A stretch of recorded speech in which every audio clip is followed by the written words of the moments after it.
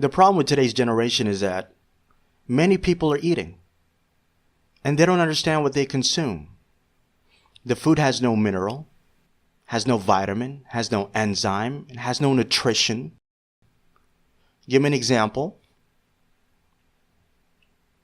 It's a floor cracker. Floor crackers. What are floor crackers made of? Flour. What do you do with the flour?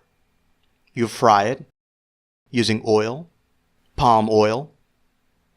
The flour has already a problem. Then you fry it, add some flavor. Then the generation of floor crackers are born. Floor crackers, not the generation of MSG. It's the generation who has a floor cracker mentality. Getting sleepy after reading one page of Quran, don't want to pray at night, let alone doing jihad. Please make special du'as for our patrons who made this possible by supporting us on Patreon. Insha'Allah.